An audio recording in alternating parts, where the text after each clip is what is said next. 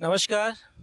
आज इलेक्शन का माहौल है जैसा कि आप सभी जानते हैं और हमारे कई ऐसे कर्मचारी हैं जिनके मन में बहुत सारे क्वेश्चंस हैं कि कौन से हमारे कैंडिडेट्स हैं जो यूनियन को आगे ले जाने की क्षमता रखते हैं, आगे ले जाने का विज़न रखते हैं।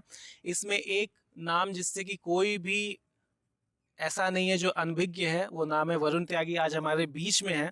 स्वागत करते हैं वरुण त्यागी जी आपका इस कार्यक्रम में, जिसमें आप हमारे कर्मचारियों के प्रश्नों का उत्तर देंगे और मेरा प्रयास रहेगा कि कर्मचारियों के अधिक से अधिक प्रश्न जो उनके मन में शंकाएं हैं उनका समाधान हो सके। तो सबसे पहले इसकी शुरुआत करते हैं। मेरा नाम किशन है और मैंने 2019 में ज्वाइन किया था और मेरे साथ हैं सागर दीक्षित, इन्होंने 2022 में ज्वाइन किया था।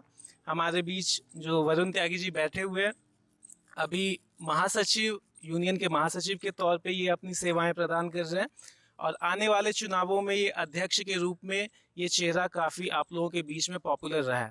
तो वरुण त्यागी जी, सबसे पहले स्वागत। और मेरा सबसे पहला प्रश्न ये है कि कौन है वरुण त्यागी? आप अपने आप को कैसे डिफाइन करेंगे? सबसे पहले तो धन्यवाद किशन जी और सागर जी, इस मंच के माध्यम से अपने सभी साथियों के बीच में मुझे रूबरू कराने का एक अवसर देने के लिए। वरुण त्यागी आप सभी के बीच में एक ऐसे साथी के रूप में जाना जा सकता है जो बिना यूनियन में अध्यक्ष पद पर लड़े हुए भी आप सभी के जितने भी कर्मचारी हितों के मुद्दे हैं उनमें हमेशा आपसे फ्रंट रो में खड़ा हो पाएंगे। ये मैं ऐसा इसलिए भी कह रहा हूँ, इससे पूर्व में जैसे कि आपने बताया मैं यूनियन में एक्टिव था बतौर महासचिव।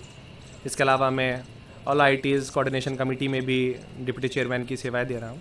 पर पूर्व में भी, चाहे वो किसी विभाग से संबंधित अपार के विषय में कभी कोई मुद्दा रहा हो या किसी साथी की कोई ऐसी मजबूरी रही हो जिसमें वो यूनियन के सामने ना आ पा रहा हो, तो उसमें भी मैंने बड़ी बाती बढ़ चढ़कर प्रतिभाग किया है। तो मुझे लगता है वरुण त्यागी एक भाई है, एक बेटा है, एक साथी है जो संवेदना रखता है 580 परिवारों के लिए। मुझे लगता है किशन जी, जिस पल आप यूनियन अध्यक्ष का पर्चा उठाने का सोचते हैं तो आपके कंधों पर एक बहुत भारी जिम्मेदारी आ जाती है। यूनियन अध्यक्ष मैं सिर्फ इसलिए नहीं बन रहा हूँ कि मैं एक बड़ी प्लेट लगाऊं या मेरे मित्र या मेरे रिश्तेदार मुझे प्रधान जी कहें। मैं उस कर्मचारी हित के लिए अध्यक्ष बन रहा हूं जिनके लिए लोग लालसा करते हैं। लोग देखते हैं टकटी लगाकर कि हमारे यूनियन का अध्यक्ष शायद हमारे लिए भी कुछ करेगा। तो मुझे लगता है कि वैसे तो इस प्रश्न का उत्तर संक्षिप्त रूप से इसी तरीके से जा सकता है। बाकी आपके जो भी प्रश्न होंगे मैं उनके उत्तर देने के लिए तैयार। नहीं, आपका उत्तर संतोषजनक है मेरे पर्सपेक्टिव में। मेरा दूसरा प्रश्न है आपसे कि जब इतने बड़े वर्ग के कर्मचारी का आप प्रतिनिधित्व करते हैं, उसमें कई लोगों की ये शंका रहती है कि आपने अन्य लोगों की तुलना में बहुत ही रिसेंटली ज्वाइन किया है और आप बहुत नए हैं। तो क्या आप सच में पुराने लोगों का प्रतिनिधित्व कर पाएंगे या आप किसी इस प्रकार की राजनीति का हिस्सा है जो नए लोगों के बारे में सोचता है और पुराने लोगों के बारे में नहीं सोचता है? देखिए किशन जी, मैं एक बार फिर स्पष्ट करना चाहता हूँ, this union election is not about group B, is not about group C and it is not about group C MTS, it is about the 580 employees of this institute. तो हमने शुरू से ही एक अपनी विचारधारा रखी है कि सबसे पहले हमारे वरिष्ठतम साथियों का सम्मान होना चाहिए। सम्मान के साथ मैं ये कहना चाहूँगा कि जो भी उनका हक है, हक के संदर्भ में कि अगर कोई कर्मचारी अपने जीवन के बेहतरीन 30 वर्ष दे रहा है तो संस्थान के प्रति भी उसका दायित्व है कि जो भी उसके मुद्दे हैं या जो भी उससे संबंधित एनोमलीज हैं उन पर काम करें। पिछले 2 वर्षों में हमने सबसे पहले उन मुद्दों पर काम करना शुरू करा जिसमें हमें लगता था कि शायद हमारा जो कर्मचारी रिटायर हो रहे हैं, हमारे जो वरिष्ठ साथी रिटायर हो रहे हैं, पहली प्रायोरिटी पर हमें उन्हें रखना चाहिए। और मुझे लगता है कि आज जब मैं अपने विगत 2 वर्षों को देखता हूँ तो मुझे बहुत संतोष महसूस होता है कि MACPS एक विसंगति जो हमारे यहाँ चल रही थी 1997-96, आप देखिए आज से कितना लंबा अरसा है ये। यूनिवर्सिटी ऑफ रुड़की सिस्टम में कोई एंटर करते हैं और उन्हें 20 वर्षों की सेवाओं के उपरांत मिलने वाला सेकंड फाइनेंशियल अपग्रेडेशन MACPS के माध्यम से जो मिलता है, आप सभी जानते हैं, वो उन्हें देकर छीन लिया जाता है। थोड़ी गिलानी भी होती है कि क्यों नहीं हमारे दी देन एग्जिस्टिंग यूनियन मेंबर्स इस विषय में कुछ नहीं कर पाए। पर देखिए, पूर्व में जो हुआ मैं उसके विषय में कोई टिप्पणी नहीं करना चाहूँगा, क्योंकि मेरा एक अपना स्टैंड है, मेरी एक अपनी थॉट प्रोसेस है कि मैं चाहता हूँ जो आपको सेवा देने का अवसर मिला है आप उस पर काम कीजिए। तो हमने इस विसंगति से संस्थान के सभी साथियों को बाहर निकाला। तो आप इससे समझ सकते हैं कि हम सबसे निचले पायदान से, निचले पायदान के मतलब मैं उस मैट्रिक्स की बात कर रहा हूँ 7 CPC की, जहाँ से हम अपना कैडर को शुरू करते हैं। तो CMTS के प्रति भी हमारी उतनी ही संवेदना है। ग्रुप C के सभी साथी मेरे भाई हैं, वरिष्ठ साथी मेरे पिता समान, मेरे भाई ग्रुप समान हैं। सी के जो अभी के नए साथी हैं, खास करके वो जिन्होंने 2022 में ज्वाइन किया है, जी, उनकी अपनी कई प्रकार की मांगे हैं, और उन मांगों के लिए मैं निवेदन करूंगा सागर जी से कि वे अपने 2022 के जो साथी हैं उनका प्रतिनिधित्व करते हुए उनके जो मन में कुशंकाएं शंकाएं हैं उनको पूछें, और आपसे निवेदन करूंगा कि आप उसको बिल्कुल बिना किसी लाग लपेट के, जिसको बोलते हैं उस प्रकार की चीज़ों से एकदम दूर हट के आप बिल्कुल क्लैरिटी के साथ जवाब देंगे, ऐसी आपसे आशा बिल्कुल की किशन जाती है। जी। देखिए, हमने संस्थान में एक स्वच्छ राजनीति तो मुझे शब्द इस्तेमाल करना भी नहीं चाहिए, ये एक पटल है, यूनियन एक माध्यम है संस्थान के सभी कर्मचारियों की आवाज़ प्रशासन तक पहुंचाने के लिए। दलगत राजनीति या हल्की सस्ती राजनीति के लिए मैं कोई PR स्टंट कभी करता भी नहीं हूँ, ना मुझे आवश्यकता है उस चीज़ की। मुझे लगता है संस्थान के सभी वर्ग के साथियों ने मुझे हमेशा एक मुझ में भरोसा दिखाया है, तो उन सबको करने का मुझे आवश्यकता नहीं है। धन्यवाद। पहले किशन जी को मैं धन्यवाद करूंगा और प्रणाम करूंगा मैं अपने वरुण भाई को। और मेरा जो कुछ सवाल जो हैं वो थोड़े आरोप की तरह हैं, है ना, तो मैं आपसे उस आरोप की तरह ही आपको जो है ये सवाल पूछने वाला हूँ। स्वागत है ना। आप बेबाक टिप्पणी रखिए अपनी, मैं प्रयास करूँगा। मेरा पहला सवाल आपसे सिर्फ एक ही है कि हमारे RPR जो हमारे रिक्रूटमेंट एंड प्रमोशन रूल्स जो हैं, इस पर आपका क्या स्टैंड है। कुछ इसके ऊपर आपके ऊपर आरोप लगाए हैं कि जैसे कि GBM की मीटिंग हुई, वहाँ पर आपने बिल्कुल साफ मना कर दिया कि आप ये सब चीज़ें करना बहुत मुश्किल है ना। उसके बाद हमारी 2 बार मीटिंग हुई, आपने 2 बार मीटिंग में कहा कि नहीं हम इनको करवा देंगे, पर हमेशा जो है हम एक तरीके से, जैसे हमारे किशन जी ने एक शब्द प्रयोग करा था लाग लपेट वाला ना, तो वही सब चीज़ें जो है हमें मिली हैं। तो हम इसके ऊपर चाहते हैं कि हमारा क्या entry level 2800 grade pay ministerial cadre और टेक्निकल कैडर के लिए क्या हो सकता है या नहीं हो सकता, और ये जो आपके ऊपर आरोप लगाए गए हैं क्या ये सच हैं, और अगर ये झूठ हैं तो हम आपसे इसके आगे का बेटरमेंट की और पॉलिसी आपसे चाहेंगे कि आपके पास क्या रोड मैप है। मैंने अपने एक ही सवाल में आपसे 3-4 चीज़ें पूछ ली, तो मैं चाहूँगा कि आप सबको एक एक करके जवाब दें आप उनका ना। निश्चित रूप से। पहली बात तो सागर भाई, जिस GBM के विषय में आपने अभी यहाँ पर चर्चा की, संस्थान में पिछले कई वर्षों से वो लंबित थी। कर्मचारियों को इतना भी अवसर नहीं दिया जा रहा था कि वो एक साथ इकट्ठे होकर अपनी बात अपने ही यूनियन पदाधिकारियों के सामने रख सकें, जबकि हमारे यूनियन के बायलॉज में बहुत क्लियरली मेंशन्ड है कि आपको एक GBM कंडक्ट करनी ही होगी। एनीवेज, मैं आपके प्रश्न पर आता हूँ। देखिए, वो जो GBM थी उसमें साथ में हमारे अन्य IITs के डेलीगेट्स भी आए हुए थे। आप सभी को पता है वो एक all IITs employees union coordination committee की मीटिंग भी थी और IIT रुड़की ने वो ऑर्गेनाइज कराई थी। तो वहाँ पर ये प्रश्न का जवाब देना इसलिए बहुत महत्वपूर्ण था क्योंकि ये जिस 2800 के विषय में आप बात कर रहे हैं उसके लिए मैं भी इतनी ही कामना कर रहा हूँ जितने कि मेरा कोई भी भाई जो इस समय एंट्री पे लेवल पर 2000 पर आया है। मैं भी चाहता हूँ आप लोगों का एंट्री पे लेवल 5 और 2800 पर हो जाए। और सागर भाई, इसके लिए हमने अपने प्रशासन के सर्वोच्च जो हमारे पदाधिकारी हैं, चाहे उसमें हमारे संस्थान के डायरेक्टर माननीय के पंत सर हों, चाहे हमारे उपनिदेशक महोदय श्री UP सिंह साहब हों, चाहे हमारे कुल शासक प्रशासन महोदय DSRS साहब, हम सभी के साथ विभिन्न बैठकों में इस चीज़ को रख चुके हैं कि सर, संस्थान में एंट्री पे लेवल अगर 2800 हो जाए तो ये बहुत अच्छा संस्थान के सभी साथियों के हित में रहेगा। इसमें मैं एक इनपुट और इसलिए भी देना चाहूँगा कि IIT दिल्ली के वो कर्मचारी जिन्होंने इस ड्राफ्ट में महत्वपूर्ण भूमिका निभाई है, वो हम लोग के साथ उनका बहुत अच्छा व्यवहार है और कोऑर्डिनेशन कमेटी के माध्यम से हम इस पर इनपुट्स लेते भी रहते हैं। और 2800 ना कराने के लिए मेरा कभी भी कोई स्टैंड नहीं रहा है, ये मैं आपके सामने स्पष्ट कर देना चाहता हूँ। ना ही मैंने कभी इस विषय में कोई नेगेटिव टिप्पणी की है। हाँ, मैंने ये जरूर कहा था कि 2800 के साथ साथ हमें इस recruitment rules and promotion policy के ड्राफ्ट में पोस्ट की रिस्ट्रक्चरिंग के लिए भी प्रयास करना चाहिए, क्योंकि सागर जी जैसा कि आप जानते हैं वर्तमान में नंबर ऑफ स्टूडेंट्स और फैकल्टीज जिस रेशियो में बढ़ रहे हैं उस रेशियो में कैडर स्ट्रेंथ भी बढ़ानी पड़ेगी, क्योंकि मैं नहीं चाहता मेरे साथियों को 2800 को लाभ देके स्टैग्नेट कर दिया जाए। मैं आशा करता हूँ आप लोग स्टैग्नेशन से समझ पा रहे हो, क्योंकि कैडर स्ट्रेंथ अगर हमारी आज भी उसी जगह लिमिटेड है तो मूवमेंट थोड़ा सा मुश्किल रहेगा। तो हमारा ये प्रयास था कि इस ड्राफ्ट को हम सफल बनाएं, सफल इस सेंस में कि हमारी जो पोस्ट है, जो हमारी पिरामिड है, उसमें भी हम थोड़ा सा रिस्ट्रक्चरिंग करके नंबर ऑफ पोस्ट को किसी तरह इंक्रीज कर पाएं, जिससे फीडर कैडर, क्योंकि अगर हमारा बढ़ेगा जाहिर सी बात है आपको प्रमोशनल पोस्ट भी उसी हिसाब से चाहिए होंगे। तो मेरा स्टैंड बहुत क्लियर है, मैं 2800 के लिए भरसक प्रयास करूंगा। राजनीति से इतर भी, देखिए चुनाव के नतीजे चाहे कुछ भी हो, मैं पहले भी आप लोगों से कह चुका हूं, प्रशासन के सामने इस बात को रखने के लिए जहां आपको वरुण त्यागी की जरूरत पड़ेगी मैं आपको पहली कतार में हमेशा खड़ा हुआ मिलूंगा। आप पहली कतार में खड़े मिलेंगे, वो बात आपकी बहुत सही है जी। पर मैं आपसे बस ये जानना चाहूँगा, क्योंकि हमारे जो साथी हैं वो यही चाहते हैं कि भाई एक अच्छा जवाब हमको मिले, जैसे आपने अभी दिया तो वो हमें बहुत सही लगा। मैं आपसे बस मैं यही चाहूँगा कि आप अगले 2 साल का जो आपका जो अगर आप जीतते हैं तो हम चाहेंगे कि आप इस चीज़ को कराने में सक्षम रहें, और यही मेरी मनोकामना है ना। और मेरा दूसरा सवाल आपसे ये है कि सागर भाई मैं 1 मिनट आपको मैं रोक रहा हूँ।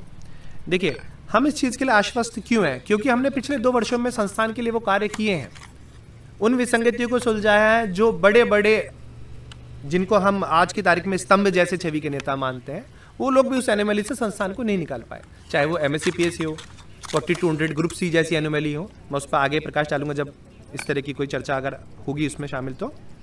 तो हमें पूरा विश्वास है कि हम इस मुद्दे पे भी सफलता हासिल कर लेंगे। अच्छा, मेरा एक सवाल जो है HSC कमेटी को लेके है, जैसे कि हाउस अलॉटमेंट कमेटी के आप मेंबर हैं और या आप मेंबर नहीं हैं, मैं इस चीज़ के बारे में नहीं थोड़ा जानता सा हूं। प्रश्न को अभी क्लियर कर दूं, वो बेहतर रहेगा सभी के लिए। देखिए कुछ कमिटीज ऐसी हैं जिनमें एक्स ऑफिशियो प्रेसिडेंट ही मेंबर है, और हाउस अलॉटमेंट कमेटी 2 जो कि हमसे सीधे सीधे जुड़ी हुई है, चाहे वो हमारे ग्रुप B, ग्रुप C या CMTS के एम्प्लॉयज़ हों, उनके लिए HSC 2 जो है उसमें एक्स ऑफिशियो मेंबर प्रेसिडेंट ही होता है, और प्रेसिडेंट ही सारी मीटिंग्स को अटेंड करता है। अच्छा, तो इसमें आपके ऊपर एक आरोप लगाया गया है जो मैं आपको क्लियर करना चाहता हूँ, और मैं आपसे उसका जवाब चाहता हूँ कि आप उस कमेटी में थे या फिर आप वहाँ पे मीटिंग में थे, आपने ये बोला कि ग्रुप C की जो सीनियरिटी है उसको हटा दी जाए और उन लोगों को जो है विकास कुंज में ही जो है वो लोग रहें, इस तरह का आपके ऊपर आरोप है। तो मैं इस पर आपका जवाब चाहूँगा कि इस पर आपका क्या स्टैंड है। ये एक तरह से आरोप की तरह है आपके ऊपर। बड़ा अच्छा प्रश्न है ये। देखिए सागर जी, मैं जैसा कि बताया कि मेंबर नहीं हूँ, लेकिन कभी कभी हमारे पूर्व जो अध्यक्ष महोदय हैं जब किसी कारणवश मीटिंग्स को अटेंड नहीं कर पाते थे तो मुझे उसमें जाना पड़ा, और ये सिर्फ ऐसा एक ही बार हुआ है। ये आप रिकॉर्ड्स में भी देख सकते हैं क्योंकि मिनट्स में सामने आता है। तो उस मीटिंग के दौरान जो मुद्दे थे, क्योंकि आप भी जानते हैं मीटिंग में एजेंडा जो होता है वो पहले से ही ले लिया जाता है, और सिर्फ कभी कभी ऐसा होता है कि चेयरमैन की माध्यम से अन्य एजेंडे आते हैं, जनरली वही एजेंडे रहते हैं जो ऑलरेडी बुकड होते हैं। तो उस एजेंडा में मेडिकल के आधार पर आवंटन की डिस्कशन हुए थे। आप सभी जानते हैं सागर भाई, पहली बात तो आप जिन मकानों में रह रहे हैं, विकास कुंज का आपने नाम लिया, वो आप भी जानते हैं और मैं भी जानता हूँ उस टाइपिफिकेशन के नहीं है जिसमें आप अभी वर्तमान में निवास कर रहे हैं। आप एक अपने से डाउन कैटेगरी में निवास कर रहे हैं, आप भी जानते हैं। अब आते हैं आपके प्रश्न पे कि मैंने ऐसा कहा कि विकास कुंज बनाना चाहते हैं। देखिए मेरा बड़ा वहाँ पर स्पष्ट उत्तर था, मेडिकल के ग्राउंड पर जहाँ पर जो आवंटन होता है आप भी जानते हैं वो बहुत हद तक ठीक तरीके से नहीं हो रहा संस्थान में। मैं ऐसा नहीं कहूँगा कि सभी केसेस में, लेकिन हमारे बहुत से ऐसे साथी जिसमें मुझे थोड़ा सा कहते हुए संकोच भी हो रहा है, उसमें यूनियन पदाधिकारी भी शामिल है। देखिए मेडिकल की अगर कुछ समस्या है तो ऐसा नहीं है कि वो लंबे समय तक हमेशा ही बनी रहेगी। कुछ समस्याएं ऐसी हैं वो 6 महीने में, साल भर में ठीक हो जाती हैं, लेकिन ठीक होने के बावजूद भी आप उस मकान को घेरे हुए हैं, बतौर यूनियन पदाधिकारी ये शोभा नहीं देता है। हमारे ऐसे बहुत से साथी हैं जिन्हें मैं व्यक्तिगत रूप से जानता हूँ, जिन्होंने हमेशा से इस स्टैंड को एक नेगेटिव तरीके से इस्तेमाल करा है कि मेडिकल के बेसिस पर आप आवास ले लें और लंबे समय तक उसे कब्जा रखें। तो मेरा वहाँ सीधा सा कहना था कि मेडिकल का जो आवंटन है वो आउट ऑफ टर्न है, ये आपको एक कैटेगरी डाउन करके दिया जाना चाहिए। तो आप सीनियोरिटी नहीं खत्म करवाना चाह रहे थे? ये आपको किसने कहा सीनियोरिटी खत्म मैं कैसे मैंने करवा सकता आपको हूँ? बताया ना कि ये आरोप है, मैंने पहले ही शब्द मैं आरोप का यूज आपको करा है। खुले दिल से बताना चाहता हूँ, मैंने कभी भी ऐसा कोई प्रयास नहीं करा, ना ही इसकी मेरी कभी कोई मंशा रही। अच्छा अच्छा अच्छा अच्छा। तो हाउस अलॉटमेंट कमेटी के ऊपर आपका ये जवाब है, ठीक है। अच्छा, आपके ऊपर एक और आरोप है कि आप दबंग नेता नहीं हैं। देखिए सागर भाई, दगमगाई के लिए ये कोई ट्रेड यूनियन नहीं है कि आप यहाँ पर बैठकर सिर्फ और सिर्फ अगर आप सोचते हैं हंगामे के आधार पर कुछ हो सकता है तो आप भी समझते हैं। आज के जितने भी इस टाइप के एजुकेशनल इंस्टीट्यूट में यदि आपको कुछ भी कराना है तो उसके लिए आपको रूल पोजीशन पता होनी चाहिए। यदि आपसे वहाँ डिप्टी डायरेक्टर साहब, डायरेक्टर साहब या डीन एडमिनिस्ट्रेशन साहब या कोई भी अन्य अधिकारी आपसे कुछ रूल के विषय में आज बात पूछते हैं और आप बगले झाँकने लगे तो I am very sorry to say हाथ मारने से ही सब कुछ नहीं हो सकता है। और जब आप एक जिम्मेदारी उठाते हैं यूनियन पदाधिकारी की तो आपको रूल पोजीशन में भी निपुण होना ही पड़ेगा। अगर आप ये चाहें सिर्फ चिल्लाकर ही आप सारी बातें सॉल्व करा लें तो आप भी समझते हैं ऐसा संभव नहीं। और अब तक इसलिए ही विसंगतियां लंबे समय तक बनी रही हैं संस्थान में, क्योंकि रूल के मामले में अगर आप काम नहीं करेंगे तो कुछ भी हो पाना असंभव है।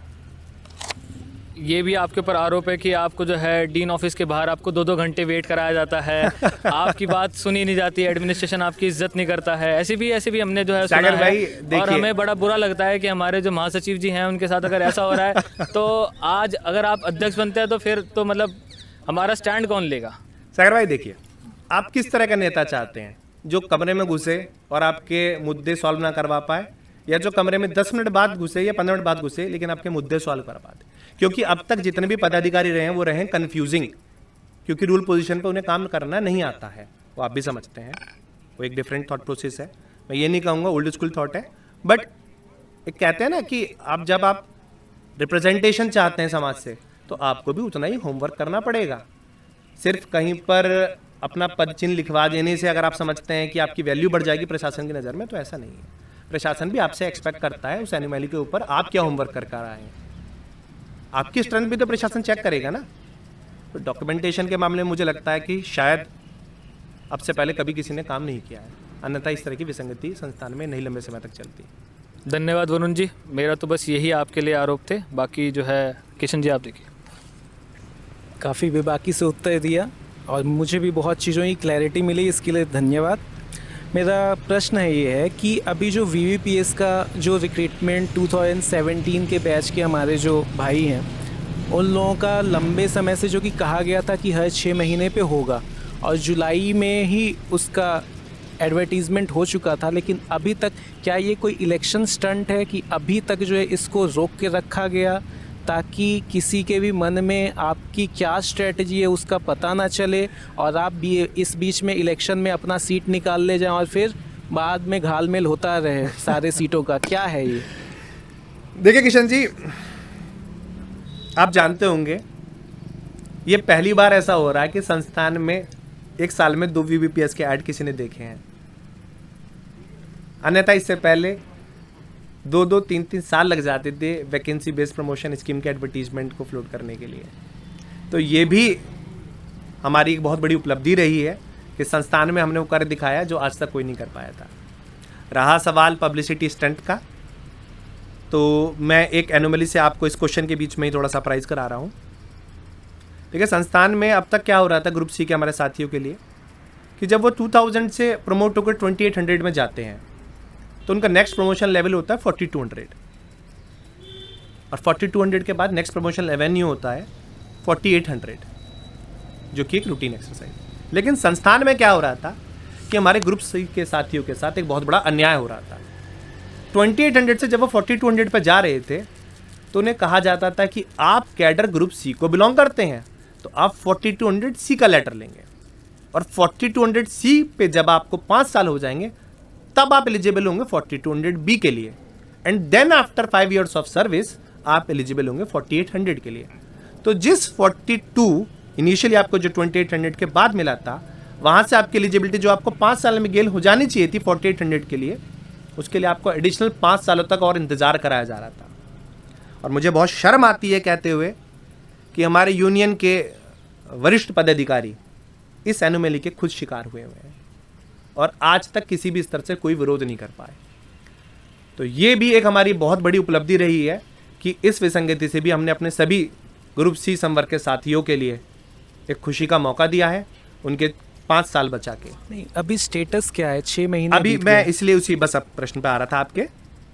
देखिए, जब इस एनोमली को हमने उठाया शुरू में तो हम ये चाहते थे बहुत जल्दी इस पर एक्सरसाइज हो जाए, लेकिन विभिन्न कारणों से, जिसमें से दलगत और सस्ती राजनीति भी इसमें शामिल है, इस एडवर्टीजमेंट के जो प्रोसेसेस हैं उनके साथ में पैरेलली इन्हें भी रन किया गया, जबकि हम चाहते थे ये बहुत पहले ही इस पर एक्सरसाइज कंप्लीट कर दी जानी चाहिए थी।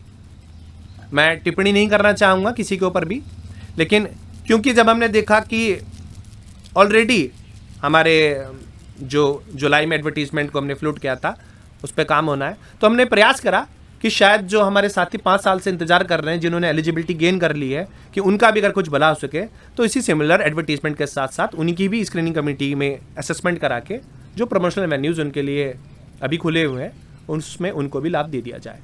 तो इसलिए उस एडवर्टीजमेंट के साथ पैरेलली ये एडवर्टीजमेंट भी अब इंक्लूड हो चुका है। मैं आप सभी को विश्वास दिलाता हूँ कि चाहे इलेक्शन के कुछ भी नतीजे रहें, हम प्रशासन से ये मांग रखेंगे कि वर्तमान माह में ही इन सभी नतीजों को कंपाइल कर कर जो भी साथी एक्सपेक्ट कर रहे हैं अपने रिजल्ट्स। इतना डिले का रीज़न ये? देखिए किशन जी, प्रमोशनल एवेन्यूज़ के लिए जो वर्क करना पड़ता है वो एक लंबी प्रक्रिया है। ऐसा नहीं है कि एडवर्टीजमेंट से 10 से 15 दिन के अंदर सभी कुछ चीज़ें लोग हो ऐसा जानी बता रहे हैं कि जो 4200 वाला जो अभी आगे आया है उसको भी मर्ज किया जा रहा है एग्जिस्टिंग वीवीपीएस की सीटों में। नहीं नहीं इसकी नहीं, कहाँ तक ये सच्चाई? बहुत दोनों चीज़ें बिल्कुल अलग अलग हैं। जो वीबीपीएस की सीटें पहले थी वो उस समय की एग्जिस्टिंग कैलकुलेशन के हिसाब से आई थी। जो अभी सीट्स आई हैं उस पर जब प्रशासन ने देखा कि अब इनकी एलिजिबिलिटी गेन हो चुकी है, तो जो भी हमारी सीट्स एग्जिस्ट कर रही थी, ओपन थी, अब उन सबको इंक्लूड कर लिया गया है। और दोनों ही एडवर्टीजमेंट के अगेंस्ट में जो हमारी नंबर ऑफ सीट्स हैं, मुझे खुशी भी है इस बात की, अब आपके पास बेटर ऑप्शंस हैं, नंबर ऑफ सीट्स ज़्यादा हैं, तो प्रमोशनल एवेन्यूज भी आपके पास बेहतर है। मीन्स अब जो consolidated number of seats Exactly, हैं उस exactly. पे ऑल जो पहले जी। से पेंडिंग केसेस थे वो भी और जी। वीवीपीएस वाले वो भी दोनों फाइट करेंगे। जी बिल्कुल। Okay, thank you. मेरा अब स्ट्रेट फॉरवर्ड क्वेश्चन है, what is your report card? अब तक आपने क्या किया इन शॉर्ट एंड क्रिस्प?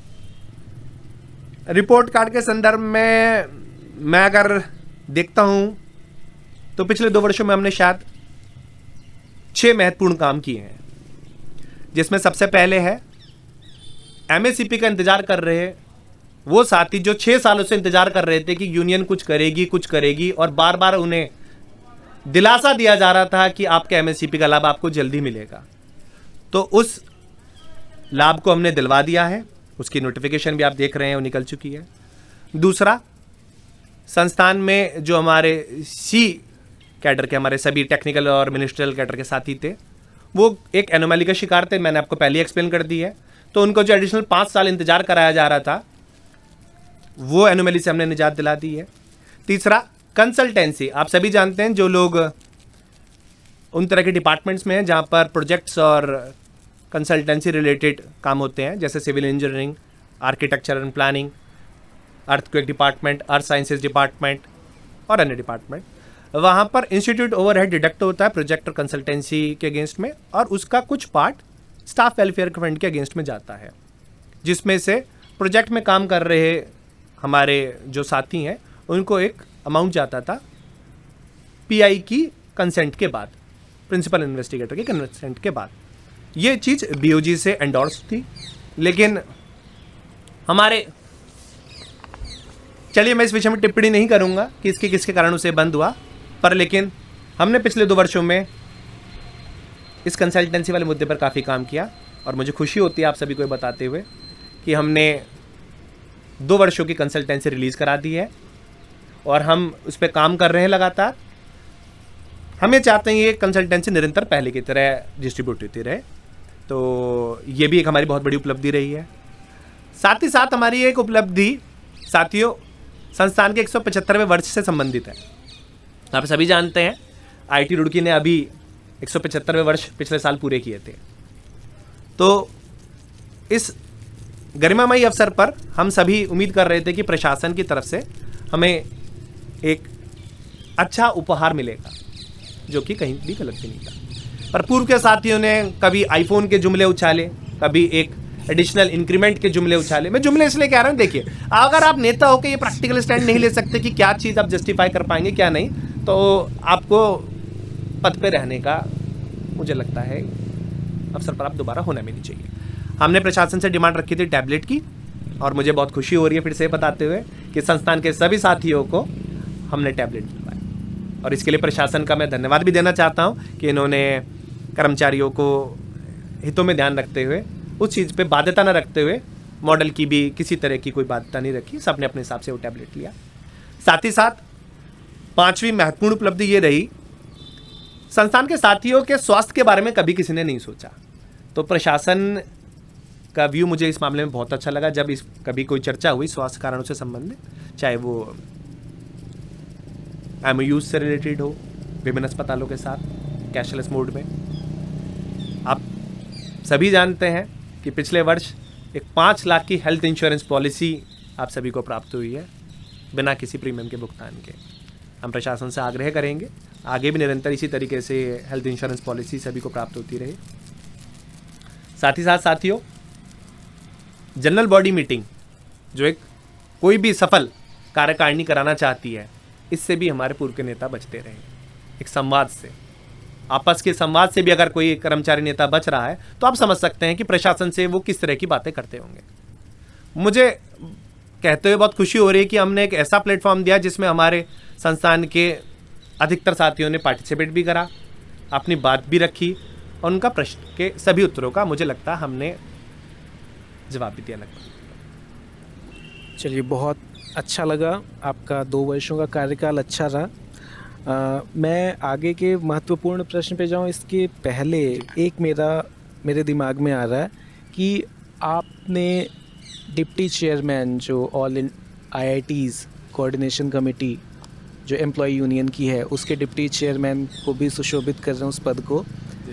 क्या स्कोप है IIT रुड़की का अन्य IITs के कंपैरिजन में? एक डिप्टी चेयरमैन की क्या भूमिका होती है? एक संस्थान को कैसे रिप्रेजेंट किया जाएगा? अभी चूंकि IIT का ब्रॉडर डोमेन हो गया है, IIT जो है इसके ब्रांचेस। मैं किशन जी आपको थोड़ा सा बीच में आई एम सॉरी मैं डिस्टर्ब कर रहा हूँ।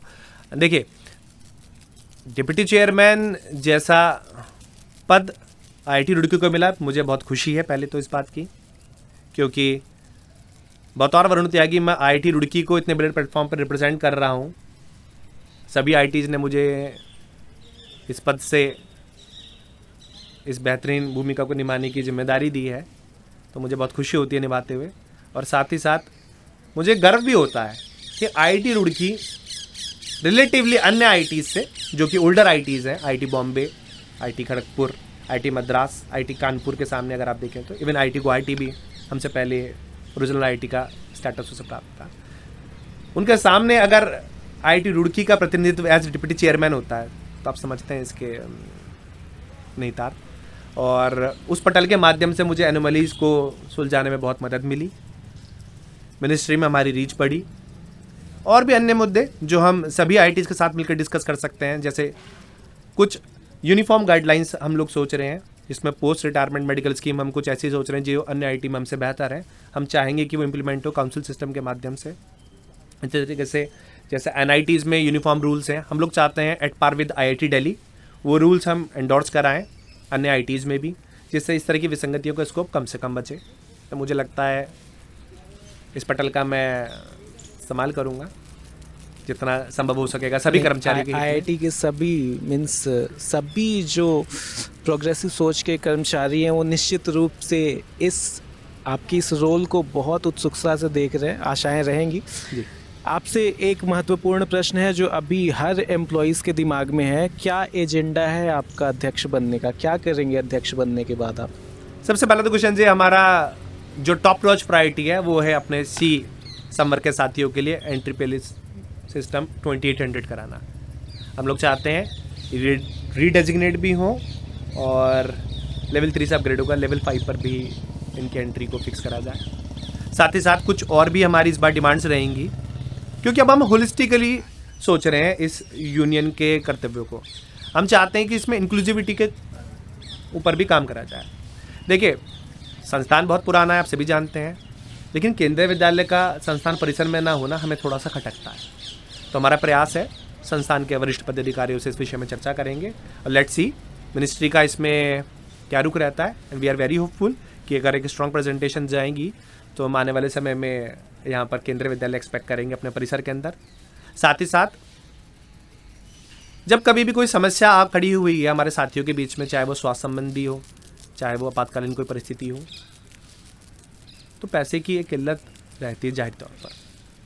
तो हम लोग सोच रहे हैं कि जिस प्रकार से आईआईटी बॉम्बे में क्रेडिट सोसाइटीज़ के इस्टेब्लिशमेंट हुआ है, वो आईआईटी सिस्टम के अंदर आईआईटी रुड़की में भी इसी प्रकार की कोई क्रेडिट सोसाइटी हम लोग बनाए, जिसमें ये क्रेडिट सोसाइटी क्या है? देखिए, क्रेडिट सोसाइटी में क्या रहेगा कि संस्थान के जो परमानेंट एम्प्लॉयड हमारे साथी हैं, उनके लिए एक शॉर्ट टर्म लोन बेसिस पर, उसमें हम लोग इनिशियली प्लान कर रहे हैं 5 लाख सम या काम करेंगे, अगर इसकी लिमिट और रीच हो सके, बढ़ सके तो, जिससे एक फेथ सिस्टम आपस में डेवलप रहे और उन्हें लोन आसानी से मिल सके।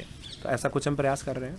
साथ ही साथ हम प्रयास कर रहे हैं इन हाउस ट्रेनिंग प्रोग्राम्स के लिए, क्योंकि जब प्रमोशनल एवेन्यूज़ की बात होती है तो कुछ हमारे साथी ऐसे हैं जिन्होंने वर्षे पहले संस्थान को ज्वाइन करा और कहीं ना कहीं उनके मन में एक हिचक स्वाभाविक रूप से रहती है जब वो इंटरव्यू को फेस करते हैं। तो हम चाहते हैं English spoken courses, typing classes, इस तरह के विभिन्न पाठ्यक्रम के शॉर्ट टर्म कोर्सेज जो मैक्सिमम 6 से 7 दिन के हों, प्रशासन से इस संदर्भ में हम वार्ता करेंगे।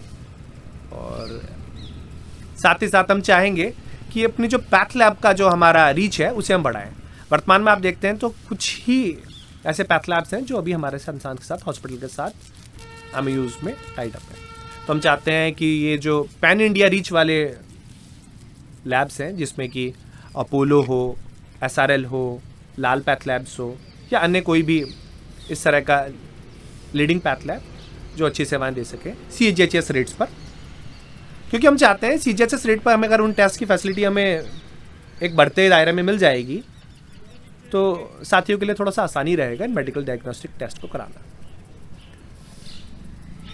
तो मुझे लगता है किशन जी, बातें तो और भी बहुत हैं, मुद्दे और भी बहुत हैं, पर प्रमुख रूप से हमारे पास ये है।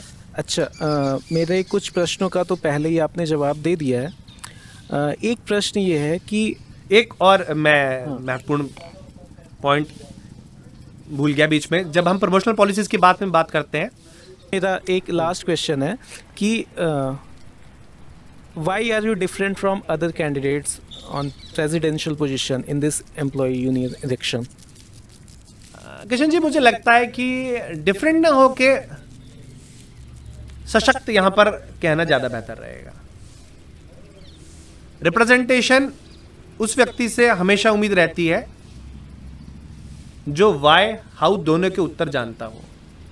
सिर्फ ये इंपॉर्टेंट नहीं है कि आप कराना चाहते हैं, इंपॉर्टेंट ये भी है कि आप क्यों, कैसे और क्या रोड मैप रहेगा, उन सब चीज़ों के लिए भी उतना होमवर्क करें।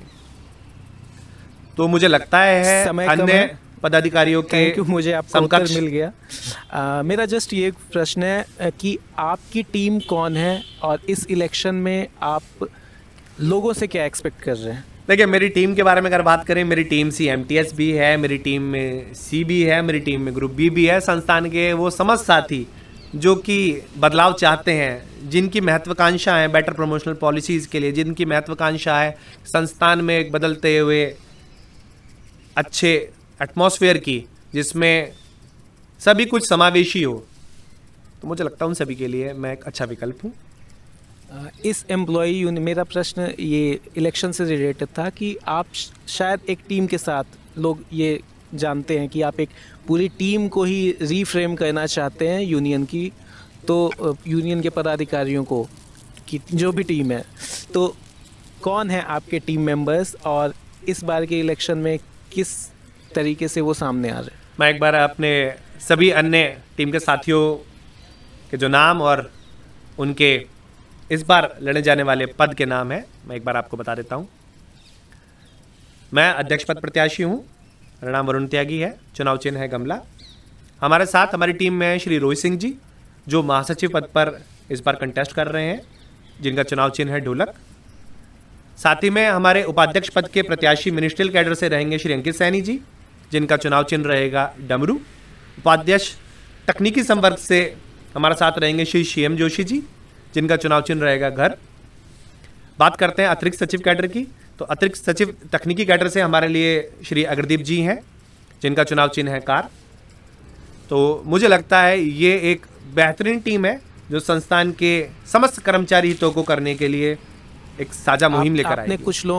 कुछ पोजीशन पे आपने लोगों को नहीं, हम announce नहीं करेंगे। अभी नहीं रखा है, तो क्या उस पे आपकी टीम नहीं है या कोई? नहीं, मैं ये नहीं कहना चाहता मेरी टीम है या नहीं है। मैं ये कहना चाहता हूँ कि देखिए, जब आप फील्ड में आते हैं, फील्ड यानी कि इस रणभूमि में आते हैं जो कि वर्तमान कार्यकारिणी से संबंधित है, तो सभी का एक थॉट प्रोसेस होता है। तो जो लोग हमें लगता है कि हमारे साथ अपनी स्वेच्छा से जुड़ रहे हैं, उनका सम्मान हम करते हैं। जो लोग एक अपना अलग स्टैंड बनाकर भी कंटेस्ट कर रहे हैं, उनका भी हम सम्मान करते हैं, चाहे वो अन्य कोई भी पद हो। तो इस विषय में मैं ये टिप्पणी समय के अभाव को देखते हुए अभी हम ज़्यादा, हालांकि आपने सभी प्रश्नों का बहुत बेबाकी से और बहुत सबके जो शंकाएं थे उसका समाधान किया आपने। मेरी बहुत सारी शंकाएं थी वो रिजॉल्व हुई हैं, बहुत बहुत धन्यवाद और आपको शुभकामनाएं हैं। ये चुनाव चिन्ह गमला, मुझे लगता है कि बहुत ही ज़्यादा पॉपुलैरिटी आपकी बढ़ी हुई है। चूँकि चुनाव का एक रूल होता है तो मैं किसी भी प्रकार के एग्जिट पोल देने का काम नहीं करूँगा, लेकिन मुझे पता है कि आपको लोग बहुत ज़्यादा लाइक कर रहे हैं। तो बहुत बहुत धन्यवाद और मैं आशा करता हूँ और शुभकामनाएं मेरी और हमारी पूरी टीम की तरफ से कि आप आएँ और आपने जो विज़न बताया है उस विज़न पे हम सभी को एक दिशा दें, इसके लिए हम आपकी तरफ देख रहे हैं। बहुत बहुत धन्यवाद। ठीक है किशन जी, और इस मंच पे मुझे बुलाने के लिए बहुत बहुत धन्यवाद। मैं आशा करता हूँ जनसंवाद के दौरान सभी वरिष्ठ और अपने नवोदित साथियों का साथ और आशीर्वाद जिस तरीके से मुझे प्राप्त हुआ है, मुझे लगता है आने वाली 11 दिसंबर को मतदान के दौरान भी आप सभी मुझ पर इसी प्रकार अपना भरोसा बनाए रखेंगे। मैं आशा करता हूँ आप सभी का भरोसा और विश्वास मैं जीत पाऊँ। धन्यवाद।